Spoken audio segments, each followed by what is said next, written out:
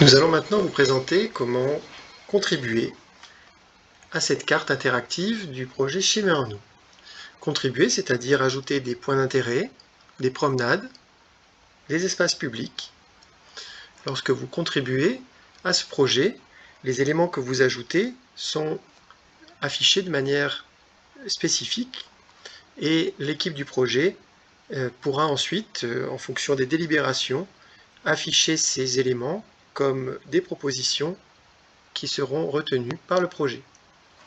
Alors tout d'abord, pour pouvoir interagir avec cette carte, il faut être connecté. Donc pour vous connecter, il faudra faire la demande à l'équipe du projet pour obtenir un identifiant et un mot de passe.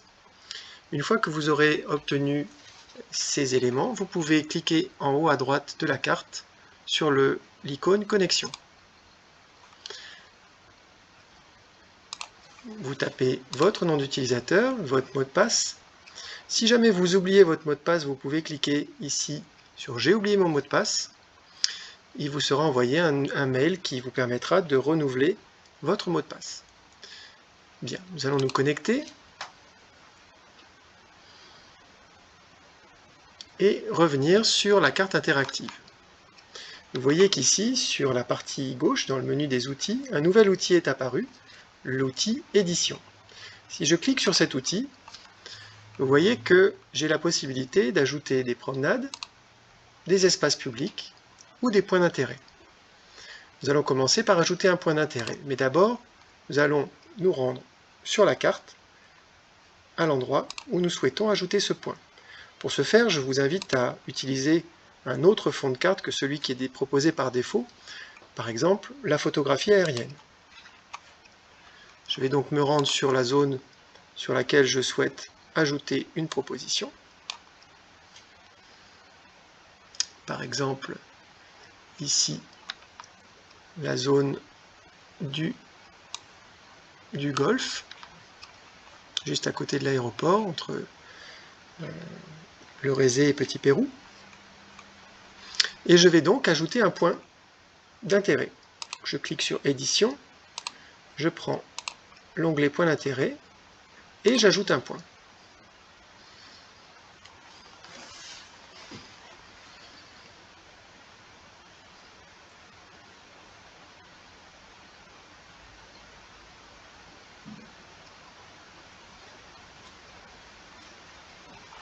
Alors ça va s'afficher. Voilà. Donc, vous voyez ici sous ma souris, j'ai un petit point bleu clair qui va me permettre de positionner exactement le point que je veux ajouter. Donc, je vais ajouter ce point. Vous voyez qu'ici il apparaît en bleu. Et vous voyez ici sur la gauche ce qu'on appelle un formulaire. Dans ce formulaire, vous avez un certain nombre de champs qui sont obligatoires, marqués par une étoile rouge. Et donc, nous allons ajouter un nom. Bon, là, c'est un site factice. Un type. Vous avez là le choix entre différents types de sites. Sport, social, santé, poste, port, ainsi de suite. On va dire par exemple que c'est un site naturel. Et son statut, on va le laisser à valider. On a également la possibilité d'ajouter un sous-type. Parmi les sous-types qui sont actuellement disponibles, on en rajoutera au fur et à mesure des besoins dans le cadre du projet.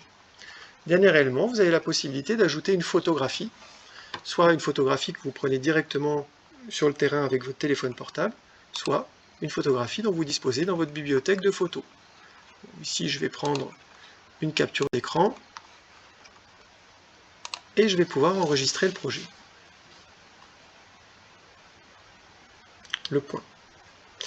Donc lorsque le point est enregistré, vous voyez qu'il apparaît ici avec son étiquette, site factice, ainsi qu'un rendu beige clair qui indique que ce point n'est pas encore validé.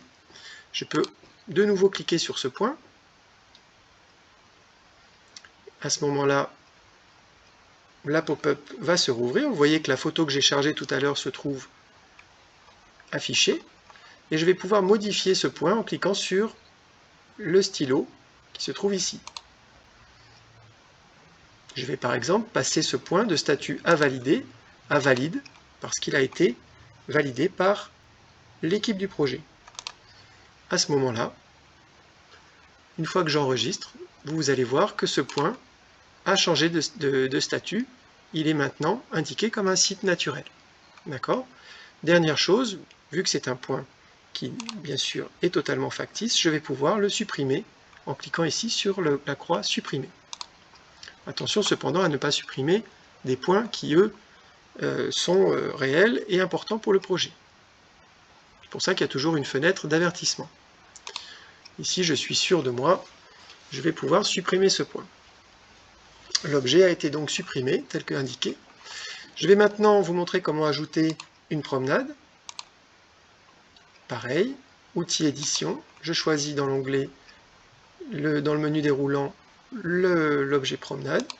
J'ajoute cet objet. Vous voyez ici que mon formulaire s'affiche et que, à l'écran, je retrouve mon point bleu clair qui va me permettre de positionner mon premier point de démarrage de mon sentier ou de ma promenade. Je vais donc cliquer ici avec le clic droit de ma souris. Je vais cliquer sur l'ensemble des éléments de ce parcours, un clic droit étant un nœud. Pour terminer mon édition, je fais un double clic et vous voyez qu'ici, mon objet promenade se présente en bleu foncé pour ce qui est du tracé et vous voyez qu'il y a des points orange qui sont les sommets. Vous pouvez cliquer sur un sommet, modifier votre tracé à volonté. Lorsque, entre deux sommets, vous souhaitez en rajouter un, il vous suffit de cliquer sur le sommet clair qui est affiché pour ajouter un sommet entre chacun des deux sommets qui se trouvent de part et d'autre. D'accord ? Vous allez bien sûr obligatoirement lui donner un nom, donc promenade factice, et vous allez indiquer que c'est une proposition de promenade, puis enregistrer. Votre promenade ici apparaît en beige clair directement sur la carte.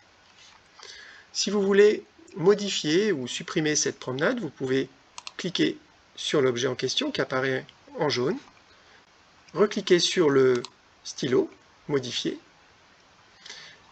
Vous pouvez utiliser un certain nombre d'outils qui permettent de déplacer, de faire tourner l'objet, mais vous pouvez aussi tout simplement modifier la proposition, par exemple, en disant que, une fois que c'est validé, par exemple, c'est une promenade en projet, et l'enregistrer. Une fois l'enregistrement terminé, vous voyez que la promenade apparaît dans un autre figuré, qui est celui des promenades en projet. Je vais maintenant supprimer cet objet qui est un objet factice, en cliquant sur la croix « Supprimer ». OK. L'objet a disparu. Enfin, dernier objet que vous pouvez ajouter, les espaces publics.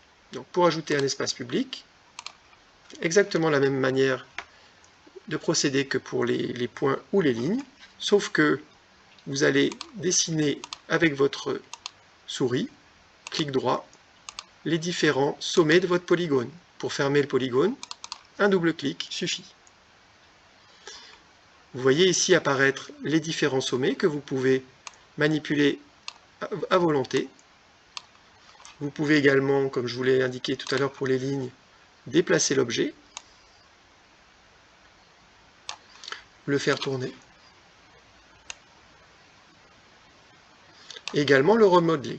Bon, cette dernière option étant assez complexe, je ne vais pas la présenter dans cette vidéo.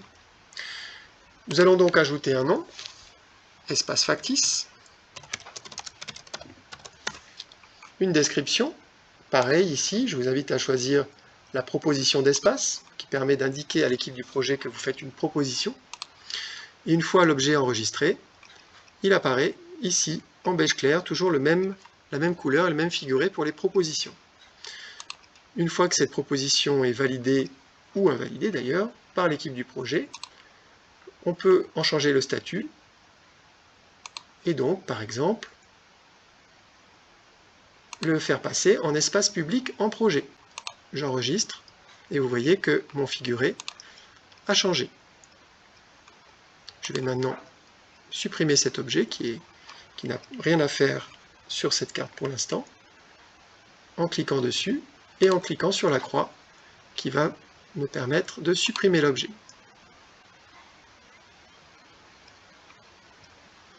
Voilà, vous avez donc maintenant toutes les clés en main pour nous faire vos propositions.